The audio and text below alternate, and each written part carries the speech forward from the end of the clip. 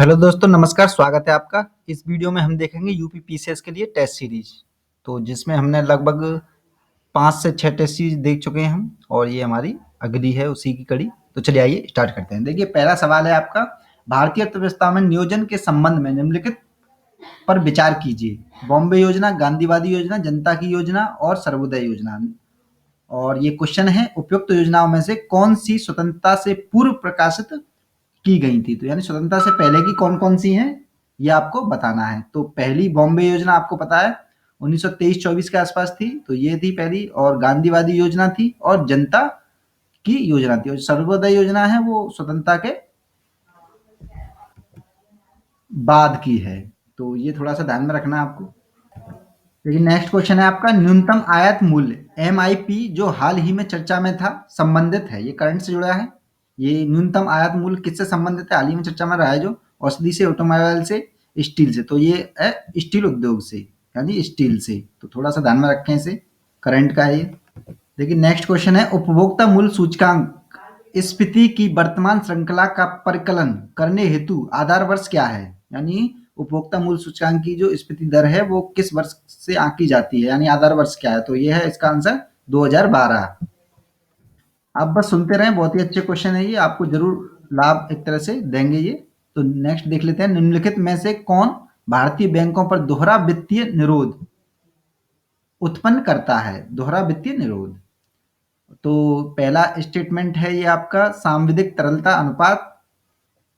और दूसरा, गैर निष्पादन परिसंपत्तियां। तो ये दोनों ही हैं। और निम्न मुद्रास्फीति दर, ये आंसर में नहीं है। तो आंसर है आपका ए और बी दोनों। नेक्स्ट है आपका, निम्नलिखित मुद्दों में से कौन सी संस्था आवधिक, यानी एक निश्चित समय अंतराल पर जो चीज होती है उसे कहते हैं आवधिक, के रूप में विश्व विकास रिपोर्ट जारी करती है? यानी विश्व विकास रिपोर्ट कौन जारी करता है?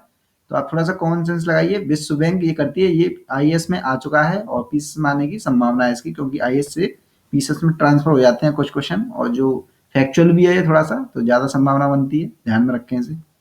देखिए, निम्नलिखित में से कौन से थोक मूल्य सूचकांक के घटक हैं? यानी थोक मूल्य सूचकांक के अंतर्गत क्या क्या आता है? खाद्य पदार्थ, खनिज पदार्थ, ईंधन और ऊर्जा, और मोबाइल फोन, और उसके उनके ऐप। तो ये ध्यान में रखना है आपको। थोक मूल्य सूचकांक में जो आता है, खाद्य पदार्थ आते हैं, खनिज पदार्थ आता है, ईंधन और ऊर्जा आता है, लेकिन मोबाइल फोन और उनके ऐप नहीं आता है। तो ये थोड़ा सा ध्यान में रखें। नेक्स्ट देख लेते हैं, निम्नलिखित में से कौन दक्ष सब्सिडी प्रणाली की विशेषता नहीं है? दक्ष सब्सिडी प्रणाली की विशेषता नहीं है। तो जो है उन्हें देख लेते हैं पहले। एक सब्सिडी प्रणाली जो प्रकृति में प्रगतिशील है, तो उसे कहते हैं दक्ष सब्सिडी प्रणाली। एक सब्सिडी प्रणाली जो बाजार को विकृत नहीं करती, ये भी दक्ष है, यानी सही है, अच्छी है। एक सब्सिडी प्रणाली जिसमें रिसाव कम है, ये भी इंपॉर्टेंट है, ये भी होता है एक दक्ष सब्सिडी प्रणाली की विशेषता। लेकिन होता क्या नहीं, एक सब्सिडी प्रणाली जो प्रकृति में प्रतिगामी है, यानी कि एक तरह से नेगेटिव इफेक्ट डालती है, तो ये इस वजह से गलत हो जाता है। हाल ही में भारतीय अर्थव्यवस्था के निम्नलिखित क्षेत्रों में से किसमें एफडीआई की सीमा 100% नहीं की गई है? तो जहां कर दी गई है उन्हें देख लेते हैं। दवाइयों में 100% हो गई है, केवल नेटवर्क में हो गई 100%, और डायरेक्ट टू होम सर्विस यानी डीटीएच में भी हो गई है, लेकिन कमोडिटी एक्सचेंज में अभी नहीं हुई है 100%। तो थोड़ा सा इनके बारे में, ये करंट में आता है इस वजह से। इनमें से कौन सा तथ्य सही नहीं है? तो इसमें से जो सही नहीं है वो आपका देख लेते हैं। काला सागर दक्षिण पूर्व यूरोप और एशिया के बीच स्थित है, ये बिल्कुल सही है। काला सागर आपने लोकेशन देखी होगी, तो मैं दिखा देता हूँ आपको। देखिए, ये है काला सागर, ब्लैक सी, जो कि टर्की ऊपर है आपका, और ये कुछ रसिया का क्षेत्र पड़ जाता है यहाँ पर, उससे जुड़ा हुआ है ब्लैक सी। तो और इससे ऊपर जो है अजोब सी है ये वाला, इसे भी लोकेशन थोड़ा सा ध्यान में रखें। और ये जॉर्जिया से लगा हुआ है ब्लैक सी, थोड़ा सा लोकेशन आपको पता होनी चाहिए। ये आपका एशिया और यूरोप से लगा हुआ है। और काला सागर तुर्की, रोमानिया, यूक्रेन और जॉर्जिया के मध्य का जोड़ है। तो अभी थोड़ा सा दिखा दिया था मैंने काला सागर, ये बिल्कुल सही है। देखिए, टर्की, जॉर्जिया और रोमानिया वगैरह ये सब जुड़ा हुआ है उनके से, तो ये ध्यान में रखें थोड़ा सा। सागर की ऊपरी परत और निचली परत के बीच तापमान का अंतर बहुत ही होता है। ये ज़्यादा नहीं होता है, इस वजह से ये गलत हो जाता है तीसरा। और बड़े और छोटे ज्वार भाटा की कमी के कारण सागर के पानी का स्तर हमेशा सम रहता है। ये तो सही है बिल्कुल। नेक्स्ट देख लेते हैं, जल डमरू मध्य के संबंध में निम्नलिखित में से कौन सा कथन सत्य नहीं है? तो इसमें सत्य नहीं है बताना है। स्टेटमेंट है आपका पहला, यह एक संकीर्ण और जहाजों के चलने योग्य जलमार्ग होता है जो बड़े जलमार्गों से जोड़ता है। ये बिल्कुल सही है। जलडमरू मध्य समुद्री पर्यावरण की महत्वपूर्ण विशेषताओं को दर्शाता है। बिल्कुल सही है ये। इन पर नियंत्रण पाने के लिए युद्ध भी हुए हैं। बिल्कुल हुए हैं इस पर नियंत्रण पाने के लिए। और चौथा स्टेटमेंट है, कई कृत्रिम मार्ग जैसे सुएज नहर आदि की जलडमरू के रूप में जाने जाते हैं। ये ध्यान में रखना है आपको। ये सुएज नहर जो है वो जल डमरू नहीं है, जल संधि के रूप में जानी जाती है। तो ये गलत हो जाता है चौथा। और पांचवा जो है, यह एक छोटे संकीर्ण स्थल का हिस्सा है जो दो बड़े स्थल भागों को जोड़ता है। नहीं, ये जल डमरू है तो जलों को जोड़ता है ना कि स्थल को। तो ये तीनों चार अपने आप में गलत हो जाते हैं स्टेटमेंट। निम्नलिखित में से ये बताना आपको कौन सा सही नहीं है। ऑस्ट्रेलिया के द्वीप प्रदेश तस्मानिया, ये गलत है। तंजानिया, किलिमंजारो, ये भी गलत है। किलिमंजारो आपको पता है यूरोप का है, सॉरी अफ्रीका में है किलिमंजारो। इंडोनेशिया का पुनकांजाया, ये भी गलत है। ये तीनों ही एक तरह से गलत हैं। तो आंसर इनमें से कोई नहीं है, यानी एक दो तीन तीनों ही गलत, सही नहीं है। निम्नलिखित में से कौन से कथन भारत के उत्तर पूर्व प्रदेशों की सीमा के बारे में सच नहीं है? तो अरुणाचल प्रदेश जो है भूटान, चीन और म्यांमार, इन तीनों की सीमा बनाता है। गलत है ये। त्रिपुरा, यह लगभग पूर्णतः बांग्लादेश से घिरा हुआ है। ये भी गलत है। मणिपुर, नागालैंड और मिजोरम म्यांमार से, ये भी गलत है। नागालैंड, अरुणाचल प्रदेश और मणिपुर म्यांमार से, ये भी गलत है। दिखा देता हूँ मैं आपको मैप में। ये देखिए, ये अरुणाचल प्रदेश है, ये आपका नागालैंड है, ये आपका मणिपुर, मिजोरम, त्रिपुरा और मेघालय, असम, सिक्किम, बांग्लादेश। और इनसे आप अपने आप में निकाल सकते हैं इस क्वेश्चन का आंसर। नेक्स्ट देख लेते हैं, कौन से जोड़े सही हैं? आदिवासी है ये आदिवासी दिए गए हैं और ये प्रदेश दिए गए हैं। लिम्बू जो है सिक्किम में पाया जाता है क्या? तो ये आपका गलत है, नहीं पाया जाता। कार्बी हिमाचल प्रदेश में पाए जाते हैं, ये सही है बिल्कुल। डोंगरिया जो है उड़ीसा में पाए जाते हैं, नहीं, डोंगरिया उड़ीसा में नहीं पाए जाते। और बोंदा जो है तमिलनाडु में पाए जाते हैं। तो इसमें से जो सही है वो दूसरा, कार्बी हिमाचल प्रदेश में, बोंदा तमिलनाडु में। तो ये थोड़ा सा ध्यान में रखें इनको। साधारणतः पृथ्वी की सतह से दूर जाने पर तापमान में कमी होती है। इसकी वजह क्या है? पहला स्टेटमेंट है, क्योंकि केवल पृथ्वी की सतह से ऊपर की ओर उठने पर ही वातावरण गर्म होता है। ऊपरी वातावरण में नमी की अधिकता होती है। तो ये तो गलत ही हो जाता है। निचली वातावरण में नमी की अधिकता होती है, तो दूसरा तो गलत हो ही जाता है अपने आप में। ऊपरी वातावरण में वायु की सघनता में कमी होती है। तो पहला और तीसरा इसका आंसर जो है सही है। ये वजह है कि साधारणतः पृथ्वी की सतह से दूर जाने पर तापमान में कमी होती है। अक्सर लॉजिकल क्वेश्चन है, थोड़े से ध्यान में रखें इनको। निम्नलिखित कथनों पर विचार करें। मानसून की अवधि दक्षिण भारत से उत्तर भारत तक कम होती जाती है। दक्षिण भारत से उत्तर भारत की ओर कम होती जाती है। तो ये स्टेटमेंट बिल्कुल सही है, आपको पता होगा। दक्षिण भारत से तो आता ही है, तो जहाँ पर पहले पड़ जाएगा फिर ऊपर जाएगा तो कम हो ही जाएगी अपने आप में। और दूसरा स्टेटमेंट है, भारत के उत्तरी मैदान में वार्षिक वर्षा की मात्रा पूर्व से पश्चिम तक कम होती जाती है। और आपको पता होगा जो बंगाल की खाड़ी की तरफ से जो आता है मानसून, वो पश्चिम बंगाल से होता हुआ आपका ऊपर की तरफ जाता है, उत्तर प्रदेश की तरफ। तो बारिश यहाँ पर कम होती जाती है, क्योंकि पहले ही पड़ जाती है तो बाद में कम रहती है। दोनों स्टेटमेंट इसमें सही हैं। उत्तरी गोलार्ध की तुलना में दक्षिणी गोलार्ध में पछुआ पवनों, ये गलत दे दिया यहाँ पर। पछुआ पवनें जो है अधिक सशक्त और स्थायी हैं। क्यों है? उत्तरी गोलार्ध की तुलना में दक्षिणी गोलार्ध में भूखंड कम है। बिल्कुल ये सही है। उत्तरी गोलार्ध की तुलना में दक्षिणी गोलार्ध में कोरोलिस बल अधिक है। ये बिल्कुल गलत है। कोरोलिस बल जो होता है वो सभी जगह समान होता है, ये ध्यान में रखना है आपको। चाहे ऊपर हो, चाहे नीचे हो, चाहे दक्षिण या उत्तर, कुछ नहीं, सब जगह बराबर होता है, मतलब अक्षांशों को देखते हुए। वैसे तो आपको पता ही है कोरोलिस बल जो होता है पृथ्वी के जो विषुवत रेखा होती है वहां पर कितना होता है? शून्य होता है। और ऊपर जाएंगे उससे तो क्या होगा? बढ़ता जाता है ध्रुवों की तरफ, तो ये थोड़ा सा ध्यान में रखना है। नेक्स्ट देख लेते हैं, भारत में लोक अदालत के बारे में निम्नलिखित कथनों पर विचार करना है आपको। पहला स्टेटमेंट है, यह विधिक सेवा प्राधिकरण अधिनियम 1987 के अंतर्गत गठित सांविधिक निकाय है। दूसरा स्टेटमेंट है, ये भारतीय संविधान के अनुच्छेद 39A के पालन के लिए गठित की गई है।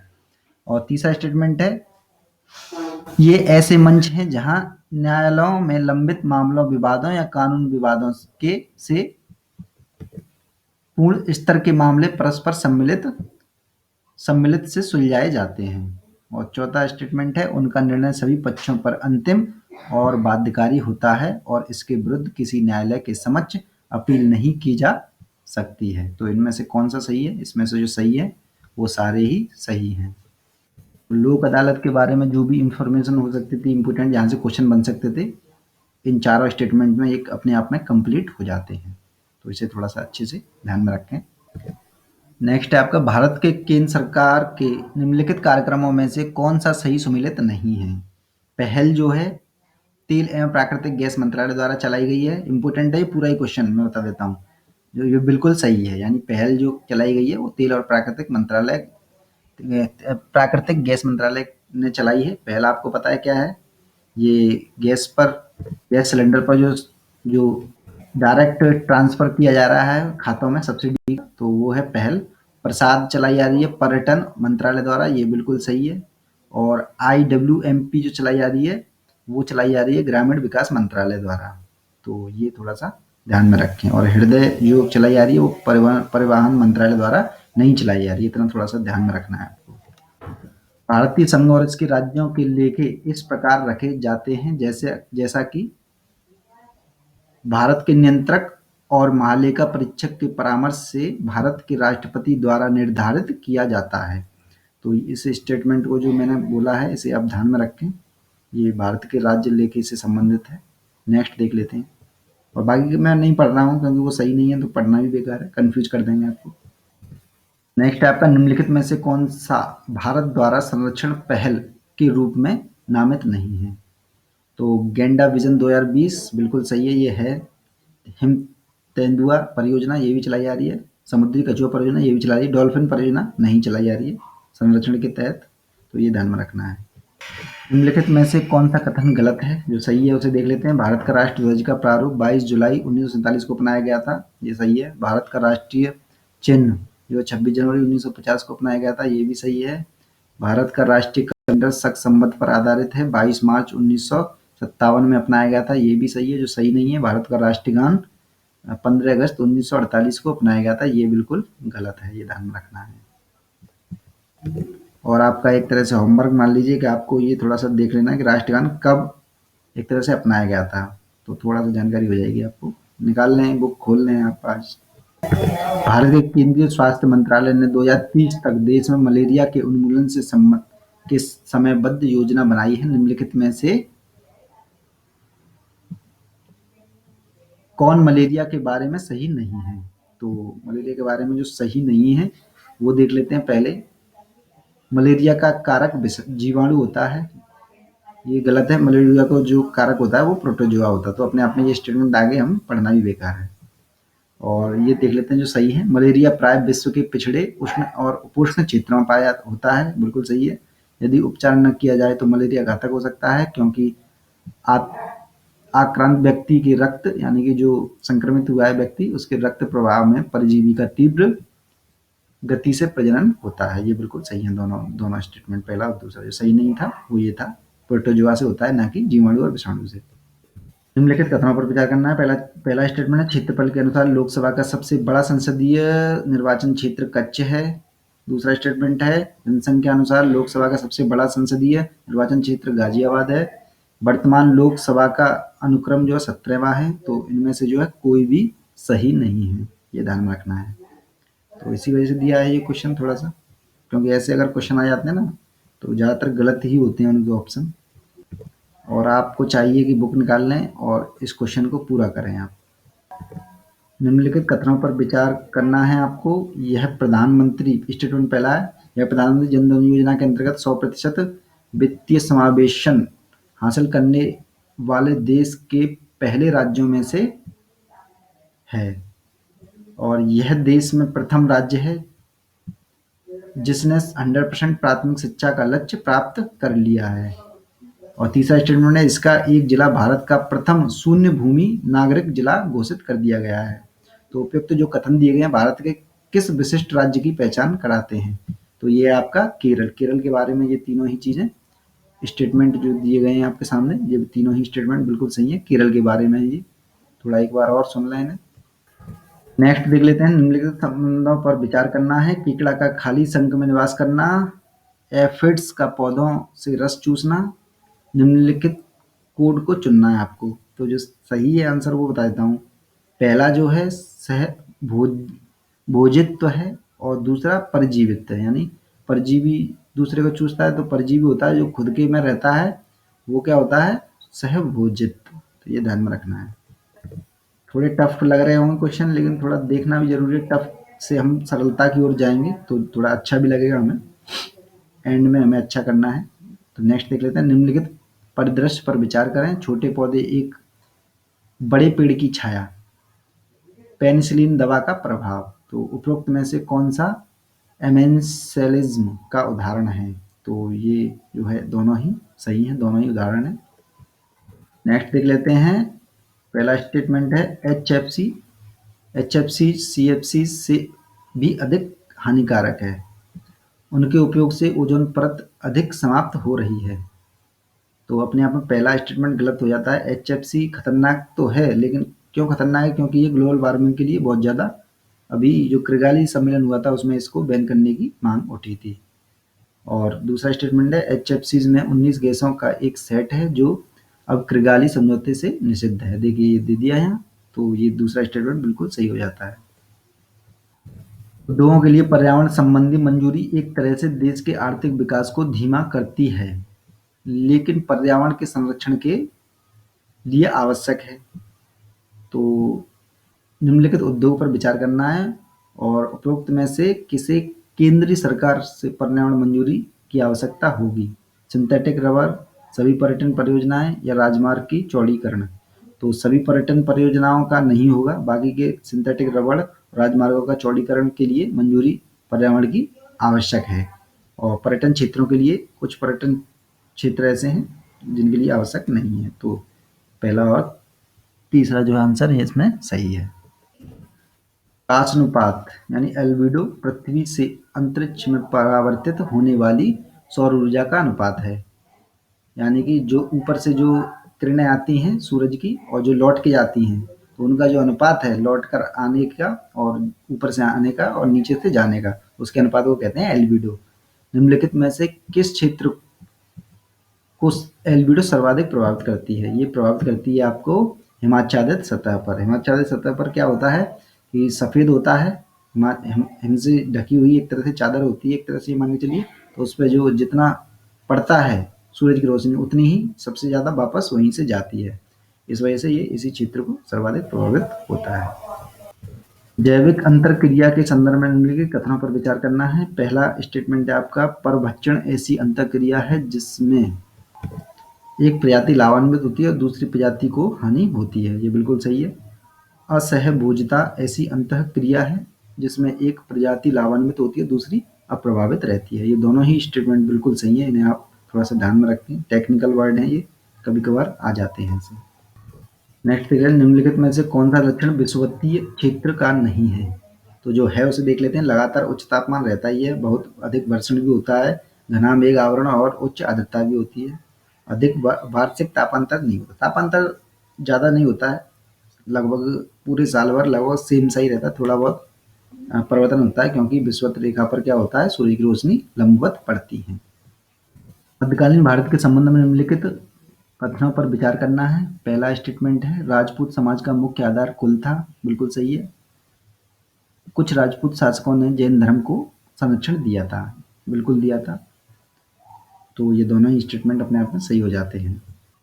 ये सिटी दी गई है, ये फाउंडर दिए गए हैं। तुगलकाबाद की जो सिरी की जो फाउंडर हैं वो अलाउद्दीन खिलजी हैं। बिल्कुल सही है। तुगलकाबाद का मोहम्मद बिन तुगलक है, ये गलत है।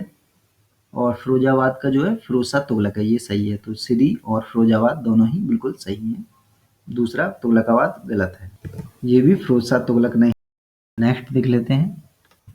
दिल्ली सल्तनत के अंतर्गत न्याय करना किसी भी शासक का अत्यधिक महत्वपूर्ण कार्य था।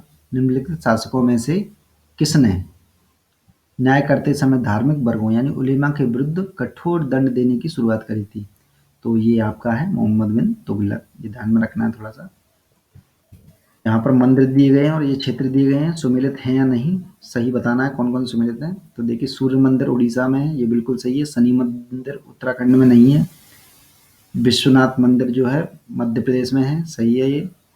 और तटीय मंदिर जो है कर्नाटक में है, ये भी गलत है। तो दो सही है, सूर्य मंदिर उड़ीसा, विश्वनाथ मंदिर मध्य प्रदेश। ये फेमस रहा था विश्वनाथ मंदिर, यहाँ पर मोदी जी गए थे, इस वजह से ये क्वेश्चन बनाया गया है यहाँ। तो इसे थोड़ा सा ध्यान में रखें।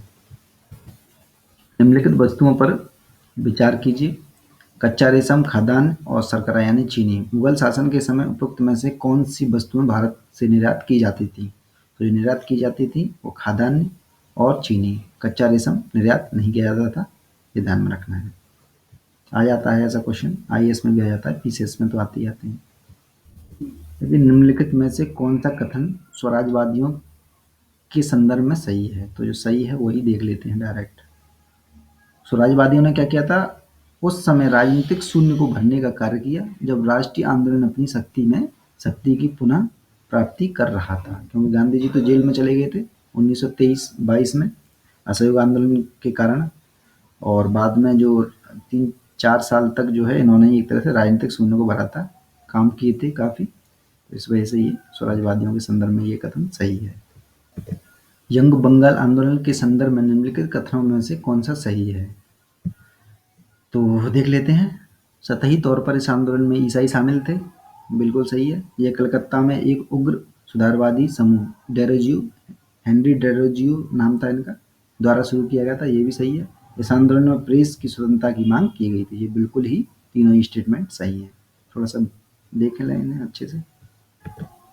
प्रथम समुचित मुगल स्थापत्य कला का विशिष्ट उदाहरण जो फारसी स्थापत्य से प्रेरित थी, कौन सा था? हुमायूं का मकबरा।